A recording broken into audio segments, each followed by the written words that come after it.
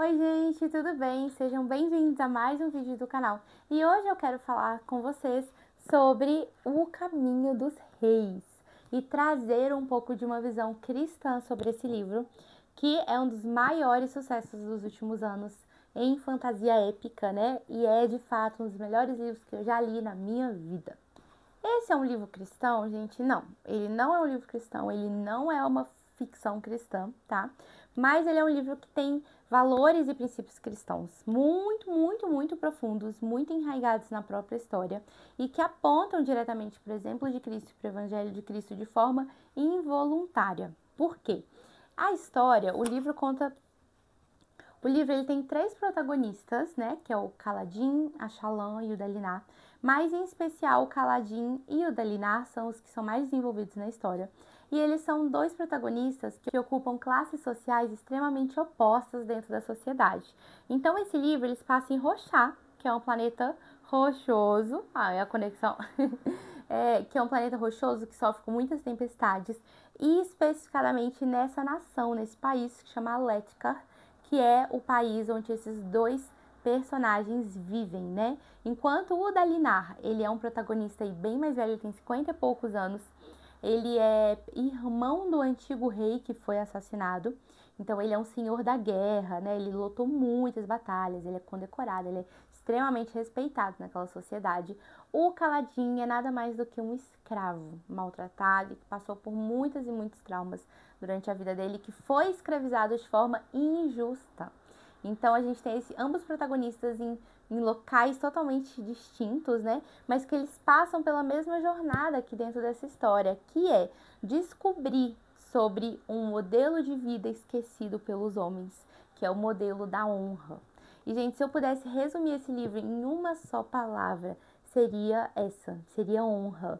E isso para mim já é uma coisa tão chocante da gente ter um livro em 2024, onde ele realmente reforça valores e princípios morais em um momento onde a gente tem tantos livros onde o que está vendendo, o que está em alta são personagens cinza, que eles não têm muita noção de moralidade, do que realmente é certo, o que é errado. Não existe isso determinado de forma fixa, né? As histórias, muitas delas atuais, têm quebrado isso. O protagonista faz o que é melhor para ele, faz o que ele tem que fazer para proteger a mocinha que ele gosta, e se isso incluir matar pessoas, danificar, né, prejudicar a vida de muitas pessoas, tá nem aí, não tem certo ou errado de forma correta. Enquanto esse livro, ele mostra isso pelo contrário, né? De que existe sim um caminho correto que pode ser traçado, mesmo por pessoas quebradas e que cometeram muitos crimes e muitas coisas erradas no passado. Ambos os personagens, né, especialmente o Dalinar, que tem um passado meio obscuro, ele é confrontado, completamente quebrantado por essa visão diferente de mundo, de vida, de liderança, e isso transforma quem ele é, faz com que ele mude completamente as suas atitudes, né? Então, o cerne desse livro é liderança. O livro ele trabalha isso de todas as formas, assim, durante toda a história. Inclusive, é um livro que eu indico se você quer aprender sobre o modelo de liderança bíblica, não tô nem zoando.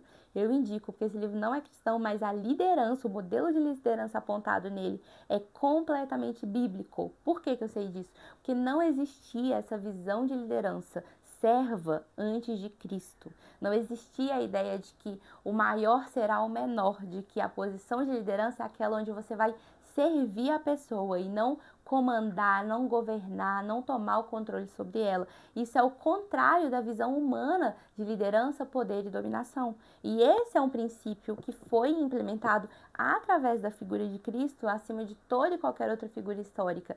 Ele veio num momento onde os israelitas, eles queriam a guerra, eles esperavam a guerra, exatamente como as pessoas aqui desse livro.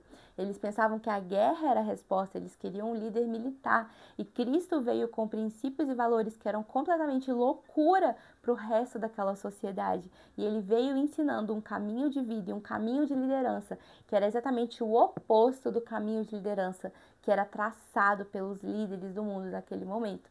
E é exatamente sobre o que esse livro fala. Então, a liderança que ambos descobrem, tanto o Kaladin, tanto o Dalinar, são personagens que estão em posições de liderança dentro da narrativa ali deles. E eles descobrem esse modelo de liderança completamente diferente, onde tem até uma frase aqui no livro que eu gosto muito, que fala: a força não torna alguém capaz de governar, torna alguém capaz de servir. E não existe maior exemplo desse princípio aplicado na prática do que o próprio Cristo, do que o próprio Deus, Criador do universo, que veio servir aqueles no qual ele criou, aqueles que estavam debaixo da liderança dele. Então, para mim, esse é o principal elemento cristão no livro. É essa visão redentiva, essa visão bíblica da liderança. Em uma sociedade que era totalmente tomada pelo orgulho, pela violência, onde não existia esse tipo de modelo. A gente tem esses dois personagens que começam a aprender sobre isso, começam a ser transformados através desse entendimento, né? E mudam toda a realidade deles ali, baseado nesses princípios antigos, que são os princípios esquecidos dos cavaleiros radiantes, né? Que eram uma ordem mesmo de homens com super força, vários poderes, que eles eram chamados para servir e proteger aquele planeta, e eles desapareceram há milhares de anos, e junto com eles os ideais e os princípios no qual eles seguiam, né? Então todo o tipo de governo humano se tornou totalmente corrupto nessa época, totalmente egocêntrico, né? E a gente tem ambos personagens descobrindo um novo estilo de vida, baseado na honra, na forma verdadeira do significado da palavra, que é amar as pessoas, servir as pessoas, se sacrificar pelas pessoas, amar o próximo mais do que a si mesmo. E a gente vê muito isso na vida desses dois personagens, né? E é uma coisa muito forte na trama, não existe história se tirar esses elementos. Por isso que eu, como cristã, me identifiquei muito com a história, porque ela só relembrou verdades da palavra, verdades que eu creio que estão totalmente enraigadas com a minha fé e com o próprio objeto da minha fé, que é Cristo, né? Que é a personificação de tudo isso. Outra coisa também na história que me tocou profundamente foi a forma que o autor, o Brandon Sanderson, ele descreve a depressão. Para mim, esse é o livro onde eu vi melhor representado um personagem em depressão.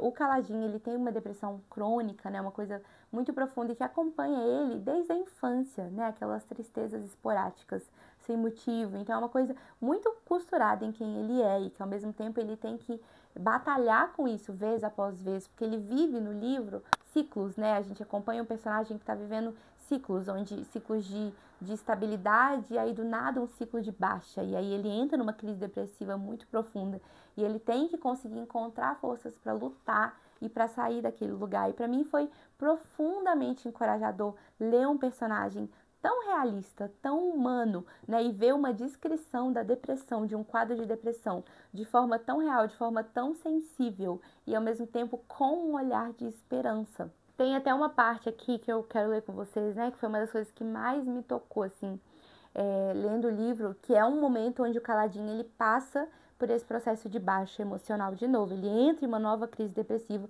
no último momento onde ele deveria entrar, e trazer a consciência que o Brandon Sanderson trouxe aqui sobre o quadro depressivo, sobre tudo que nós lutamos, foi algo que gerou uma identificação muito profunda comigo e me deu, inclusive, força e ânimo para continuar lutando, sabe? Foi muito legal, porque o Kaladin, ele tá percebendo, né, que ele tá voltando no ciclo depressivo, e aí tá escrito bem assim: o miserável parecia agora estar diante dele, significava libertação, apatia. Kaladin realmente queria voltar para aquele estado, Kaladin realmente queria voltar para aquele estado? Era um falso refúgio. Ser aquele homem não o protegera, só o levara cada vez mais a fundo. E para mim, eu achei isso tão legal a forma como o Kaladin, ele vê meio que a persona dele depressiva, né? Que é um miserável, que é algo que o arrasta para esse estado miserável novamente. Ele vê aquilo perante si e ele encontra forças em falar: não, eu não quero ser um miserável, ele não é quem eu sou, ele não vai me roubar, né? Daquilo que eu sou, e ele luta com isso mesmo com muita dificuldade, porque é muito difícil, muito difícil lutar. Não é uma coisa romantizada, né? Não é uma coisa que, e no outro dia ele estava feliz. Não, pelo contrário, coitado. Mas foi muito forte para mim ver uma descrição de um quadro de ansiedade dessa forma, né? E foi algo que me trouxe profunda esperança, olhar desse lado que eu nunca tinha olhado antes, assim, dessa luta interna contra esse miserável que quer tomar o controle, mas que não é maior do que você.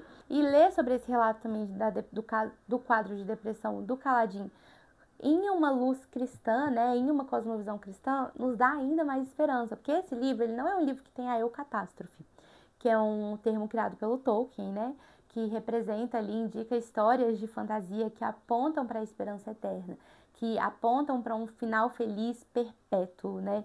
Então, em lutar contra a depressão, encontrando uma força que está além de você. Não, o Caladinho, ele luta ali por conta própria, ele luta pensando no bem das pessoas que estão em volta dele, no bem dele mesmo, como ele não quer se tornar essa pessoa.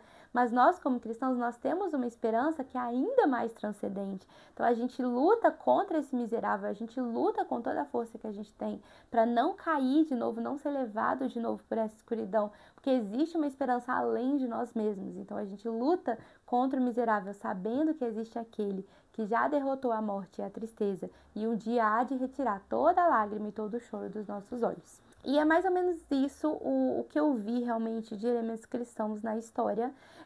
Ele é um livro muito rico que eu indico para todo mundo. O legal dele é que é um livro que ele passa muito da idade, assim, ele não tem uma idade específica, né? A partir, acho que de uns 17 anos, se você for um leitor assíduo, você pode ler. Eu tenho certeza que um senhor de 70 anos vai gostar, que meu pai gostaria se ele lesse, apesar de que é muita página. Mas é porque ele é uma história muito universal, uma história que toca o cerne do coração humano, e é algo que a gente precisava, inclusive, eu acredito, na fantasia épica, na literatura contemporânea. Histórias que nos retornem para o cerne do que é ser humano. Esse processo que nós precisamos passar de sempre aprender e evoluir e crescer como seres humanos, crescer para o nosso Criador, crescer para nós mesmos e para as pessoas que estão à nossa volta também, trabalhando para ser uma pessoa melhor, para lidar com os nossos traumas, para lidar com as nossas falhas, nossas dificuldades, nossos orgulhos, ganâncias, e ter um coração mais servo e que se importa mais com o outro, que ama mais o outro e que pensa um pouco menos em si mesmo. Então é por isso que eu super indico O Caminho dos Reis.